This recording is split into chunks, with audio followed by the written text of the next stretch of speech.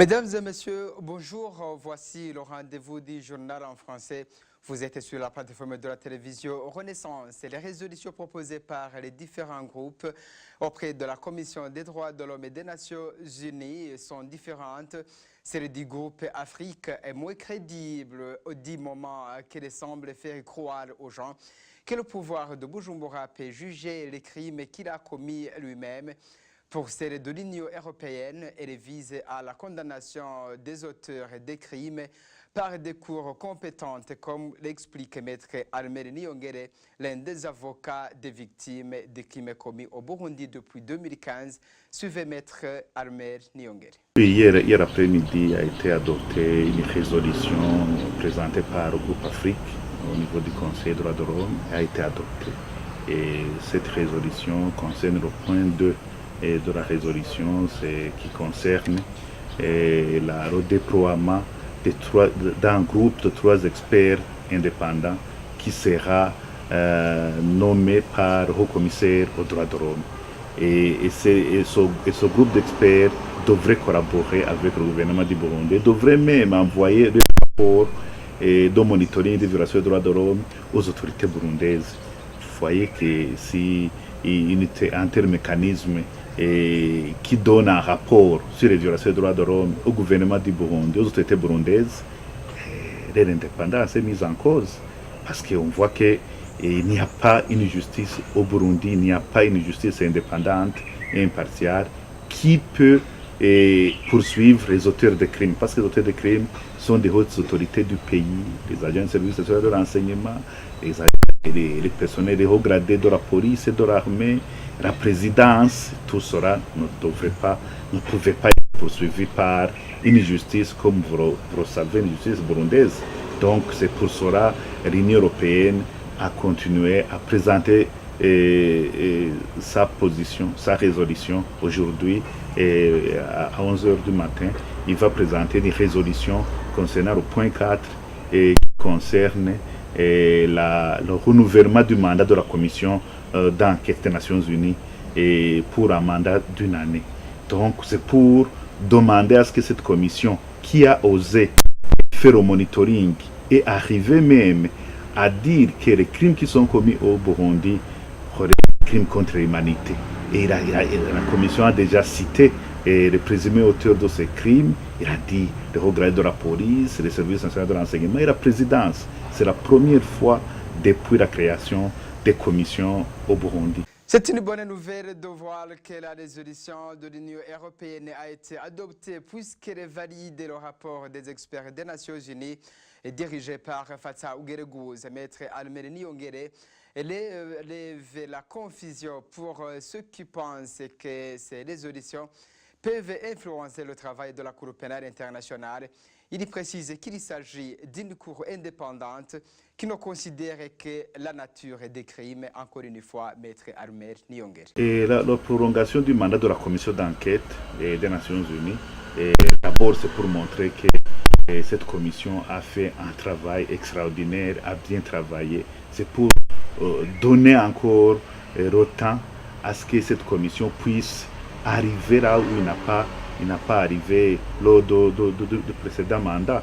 Et donc c'est pour donner encore l'opportunité à cette commission d'aller plus loin jusqu'à ce qu'elle a identifié même d'autres personnes, d'autres victimes, parce qu'ils ont travaillé, la commission a travaillé sur 500 personnes.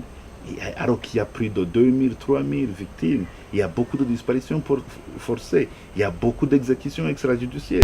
C'est pour donner encore l'opportunité à cette commission d'aller plus loin pour identifier encore une fois les causes, les auteurs et les motifs des violations des droits de l'homme qui sont commis au Burundi. Et il y a des personnes qui essaient de mélanger la résolution présentée par le groupe Afrique, la résolution de l'Union européenne par rapport au travail de la CPI. Là, je voudrais vous dire que le travail de la CPI n'a rien à voir avec que ce soit ces 2 résolutions qui seront adoptées ou par une résolution telle qui a été soutenue par tel groupe. Ça n'a rien à voir, c'est 2 institutions différentes. la CPI est une institution judiciaire indépendante.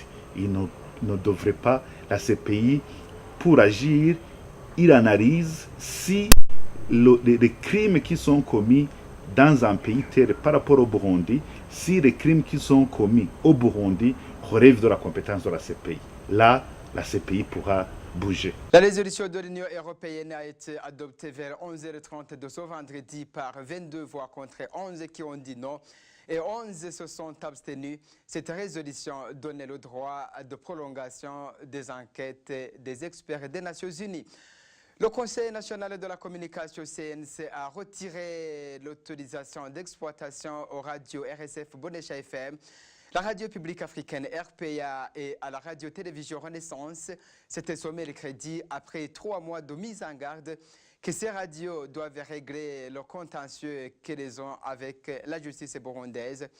Écoutez la vice-présidente du CNC, Aimée Divine Niokwizera.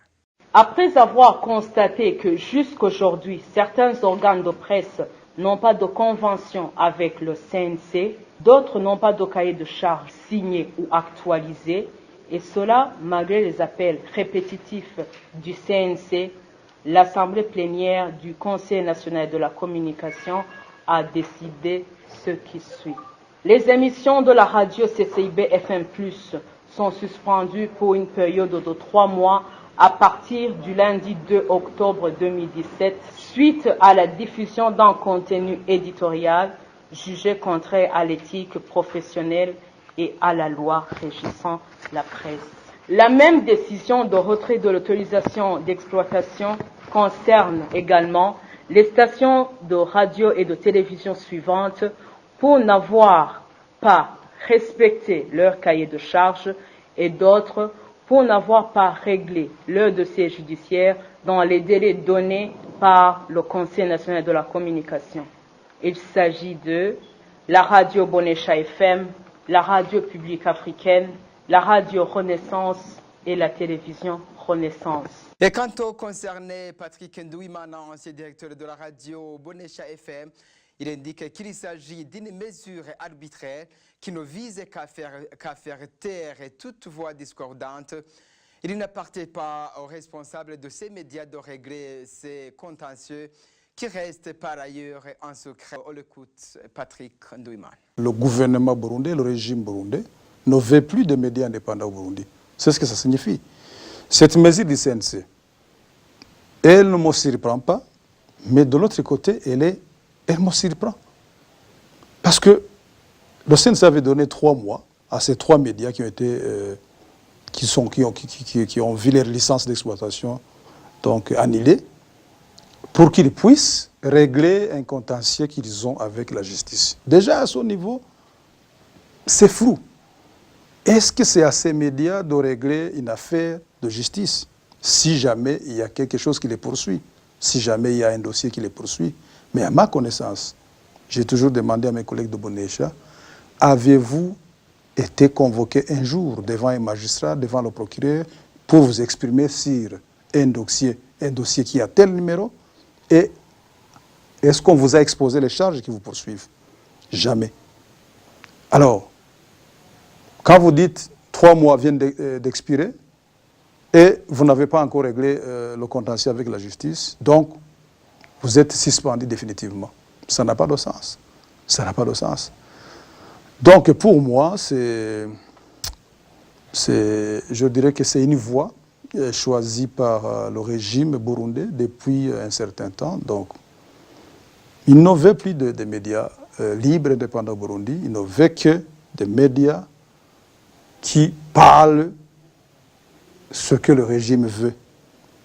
Pas de critique, pas d'analyse, pas d'investigation. Vous osez faire une investigation, vous osez traiter un dossier qui fâche, comme c'est le cas de la CCIB. Le même organe de régulation a suspendu aussi la radio CCIB FM+, pour une durée de 3 mois.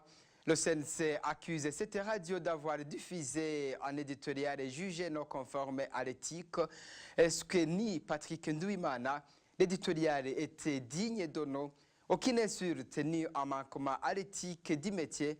Sauf que la radio a dit ce que le pouvoir ne veut pas entendre. Encore une fois, Patrick Ndouiman. J'ai appris que dans les missions publiques des porte-parole des institutions, la question a été posée à la porte-parole de la Cour suprême pour qu'elle puisse dire clairement quelle est l'infraction ou la charge ou les charges qui ont poussé la justice ou le CNC à prendre cette mesure-là. Elle a dit, la justice a fait son travail, elle a donné rapport au CNC. Point trait. Pas de détails, pas d'autres explications. Et les collègues de Bonécha me disent, ils ont tenté à plusieurs reprises d'aller au CNC pour que le CNC puisse donner ce rapport, ce soi-disant rapport de la justice, pour qu'ils sachent quel est son contenu. Et la réponse a toujours été le refus. Donc vous comprenez que c'est vraiment un prétexte. Ils ont toujours brandi cette histoire de dossier judiciaire qui poursuit les 3 médias. Mais en vrai dire, c'était pour dire, partez, on ne veut plus de vous. Ou bien vous allez revenir quand vous allez exécuter nos ordres. C'est ce que moi je comprends. Merci. L'éditorial qu'ils ont fait, c'est un éditorial qui n'a aucun problème, où on ne peut trouver un délit quelconque. Comme on le dit, l'éditorial, il est libre. C'est vraiment le commentaire de la rédaction sur un sujet X. Dire que le gouvernement burundais n'a pas réagi, n'a pas fait d'action après le massacre de 39 réfugiés burundais à Kamanyola, est-ce que quelque part il y a un délit? Est-ce que la CCIB a fait quelque chose qui déstabilise la sécurité du pays? Je n'en sais rien. Donc tout simplement, c'est cette voie-là. Et comme je le disais, donc voilà, c'est déplorable. Donc, mais est-ce que en 2017, un pays peut-il s'amuser à bannir une presse professionnelle, libre, indépendante? Cheminons vers la clôture de ce journal et le manque de liberté est le grand ennemi de l'art qui devrait jouer un rôle très important de réconcilier les gens dans sa forme d'amusement. Par contre, lorsqu'il est orienté, il perd même sa qualité d'être appelé en art. C'est ce que dit le père Eliboire Kagabo. Il est professeur de l'université. Il revient sur la richesse de l'art au niveau de son expression qui devrait normalement plaire à tout le monde, même à celui qui le blesse ou l'écoute. Certainement que ce qui vaut pour l'art en général vaut aussi pour l'art d'abord au Burundi, mais aussi l'art dans une situation de non-réconciliation. En fait, ce qu'il faut retenir, c'est que le plus grand ennemi de l'art, c'est le manque de liberté, en réalité. C'est le manque de liberté, ce qu'on appelle dans le langage courant de l'art, un art asservi. Si l'art n'est pas libre, qui ne peut pas s'exprimer librement, alors effectivement, il ne peut même pas servir à réconcilier. Il ne peut même pas servir à réconcilier, ça devient un art officiel, ça devient un art qui sert une cause, ou un art qui est vraiment asservi à des objectifs. Et dans ce cas-là, d'abord, il est difficile même de l'appeler art. Ce n'est pas un art qui peut passer dans la postérité si l'on veut. C'est un art qui est limité vraiment aux objectifs immédiats ou idéologiques qui sont proposés. Mais c'est un art qui fait long feu, qui n'a pas beaucoup d'avenir. Mais un art qui est libre, qui s'exprime librement, tout le monde le reprend. Même celui qui le blesse, il sent qu'il y a de l'art dedans. Et ce qui est de l'art, vraiment, ce qui reflète le beau dedans, le bien, etc., ça le frappe. Tout le monde communie à ça. Même celui qui n'a pas les mêmes opinions communie à ça. C'est en fait le secret de l'art. C'est tout à fait le secret de l'art. Et effectivement, il rassemble les gens. Les gens vont tous écouter une musique, même si elle est très critique, même si elle est un peu drôle, pourvu que ça vienne du fin fond des sentiments, de la personne qui s'exprime par l'art. Cependant, l'art doit être un outil qui lie un peuple. Cela veut dire qu'il doit être connu avec ça serve de communication dans son style de l'art. Suivez encore une fois le père Dubois Kagabo. En réalité, il faut voir le moment où on se trouve chaque fois. Il faut voir chaque fois le moment où on se trouve. Est-ce que de fait, le peuple communie à l'art, à son art, c'est-à-dire à l'art de ses artistes? Et s'il y a une espèce de rupture entre le peuple et l'art qui est produit chez lui, il y a un problème. Il y a un problème, ça veut dire que l'art n'est pas libre, ne sort pas de son peuple lui-même, de ses entrailles, de ses sentiments. Mais je pense que, disons, si nous prenons le moment actuel que nous vivons, si les artistes étaient laissés libres de s'exprimer, par exemple, certainement que ça ferait communier tout le monde aux sentiments des artistes. Parce que les artistes ne sont pas autres que le reste du peuple, certainement. Mais si l'art est muselé, par exemple, si l'art est muselé, il ne faut pas s'étonner que l'art ne réconcilie pas. Parce que l'art ne peut pas réconcilier quand il n'est pas libre, quand il ne s'adresse pas à tout le monde, quand on lui dit de choisir son public. Il ne peut pas. Il y a un aspect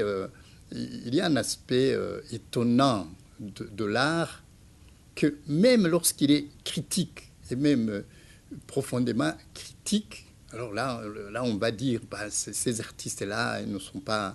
Ils sont trop critiques, ils détruisent les mœurs des gens, etc. Mais même dans des cas comme ça, ils arrivent à rassembler les gens autour d'eux.